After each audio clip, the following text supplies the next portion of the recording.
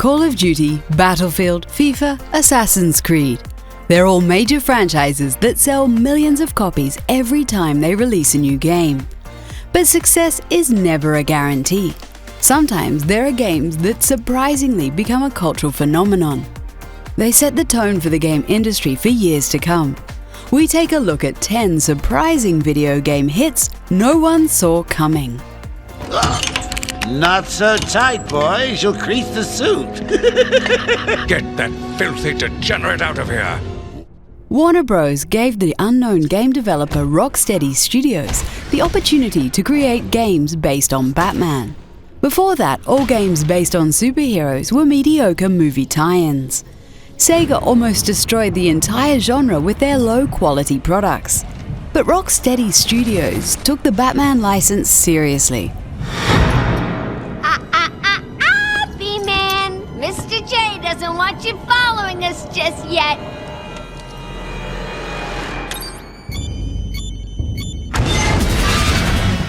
They put lots of effort into creating Batman Arkham Asylum and set a new standard for superhero games.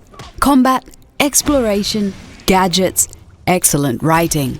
The Batman Arkham games had it all and achieved success against all odds. Well, look who's discovered our secret lab.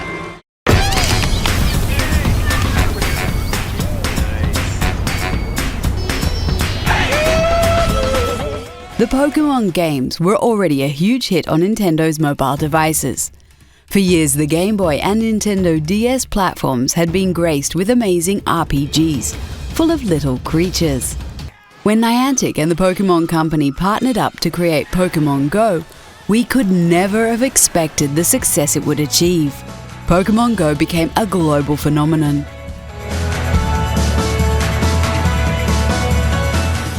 Everybody was catching Pokémon on their smartphone. Pokémon Go has racked up 800 million downloads and over $1.5 billion in revenue. Pokémon Go became a success beyond Nintendo's wildest dreams.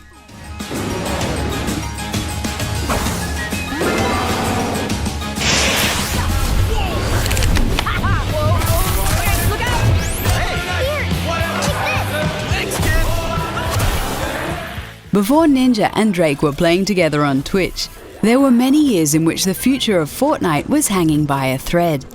Development started in 2011 as Epic Games did an internal game jam to come up with new ideas.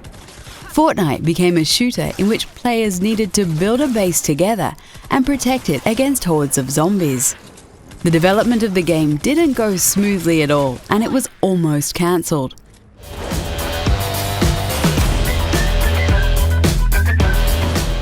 They noticed the success of Battle Royale and decided to bring the same gameplay to Fortnite. It went free-to-play and became huge. The game has 125 million players split over a wide variety of platforms and generates over $300 million per month. Not bad for a game that was almost cancelled.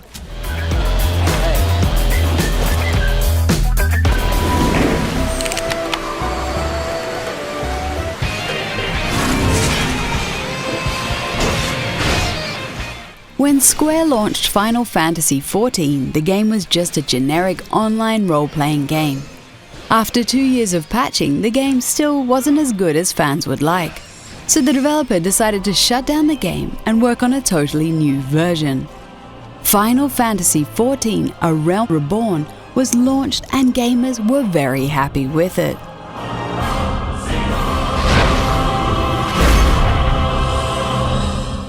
We are now 6 years, 2 expansions, and many major patches later, and the remade version of Final Fantasy XIV is still going strong. This could be considered a major comeback and a major win for Square. Destroying an existing product and replacing it successfully with a new version is something nobody saw coming.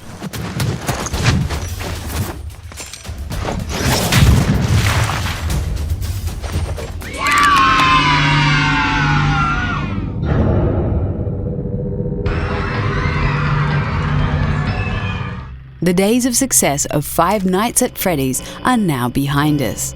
But we all remember the crazy days in which major YouTubers were playing the game. Everybody was recording jump scares from those mechanical animals that suddenly appear on screen.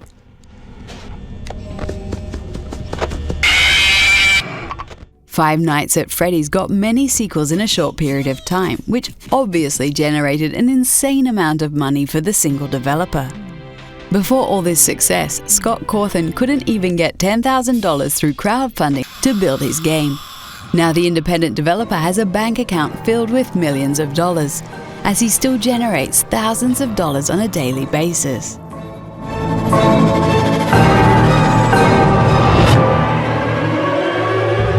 Genesis does 16-bit arcade graphics. You can't do this on Nintendo. Genesis does 16-bit sports action. Back in the 1990s, game company Sega had an aggressive marketing campaign to pimp its game consoles. Sega does what Nintendo don't, but what Sega hasn't been doing lately is making excellent Sonic games. Ever since the company abandoned its video console production branch, Sonic has been in decline. Recent titles like Sonic Boom, Sonic Forces, and the notorious Sonic the Hedgehog remake from 2016 were mediocre at best.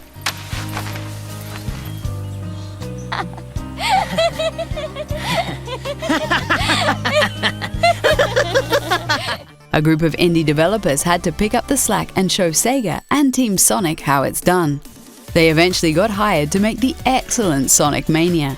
So indie development does what Sega don't.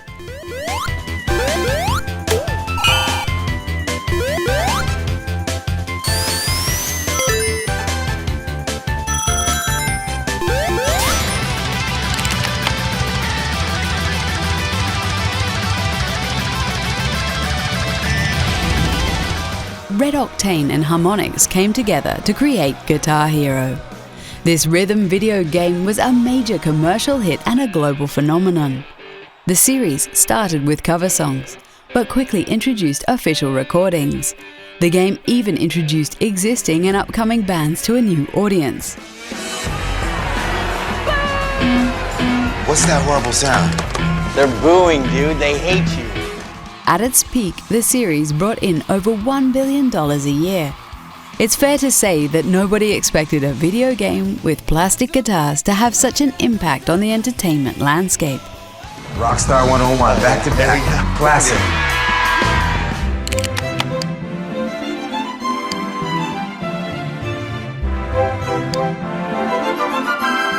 Maxis had been making the SimCity series for years with plenty of success. But when game designer Will Wright announced his ideas for The Sims, it met some serious resistance within the company. Nobody expected that there would be any interest in playing a virtual dollhouse. But the first game became a global monster hit. The Sims even became the best-selling PC game of all time, surpassing Myst.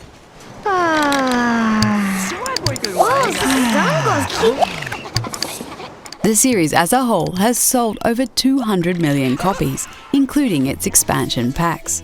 We're sure that every girl gamer has fond memories of The Sims. It's hard to imagine that Maxis didn't like the idea at first, but we're pretty sure they liked the numbers on their bank account though.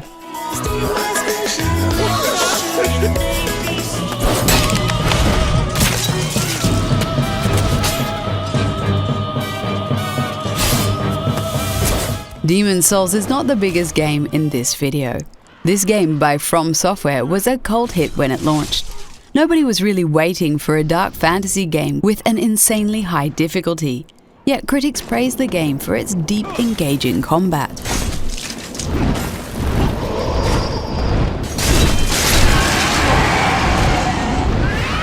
Originally, Demon's Souls was exclusive to Japan, but word of mouth brought the game to the States and Europe. Despite all this, Demon's Souls still only sold 1.7 million copies worldwide. But even more importantly, it laid the foundation for what would become the Souls series. This new genre found a dedicated fan base against all odds, which is something nobody saw coming.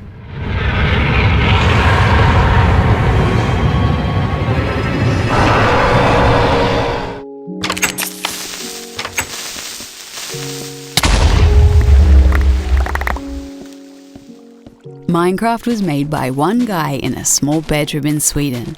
This game became a global phenomenon without ever spending 1 cent on marketing.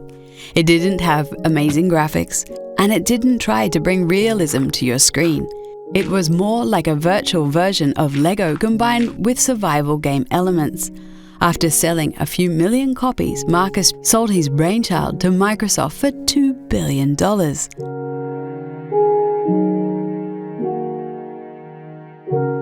Nowadays, Minecraft is available on a variety of platforms, has over 70 million monthly players, and over 144 million copies sold.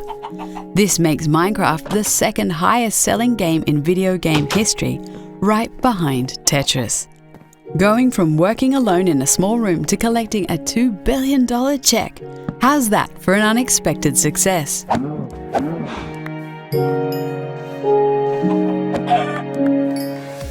There are plenty more games we could have added to this list. Which ones would you add? Let us know and follow us on social media. You can find Zoomin Games on its own website, on Twitter, Instagram, and Facebook.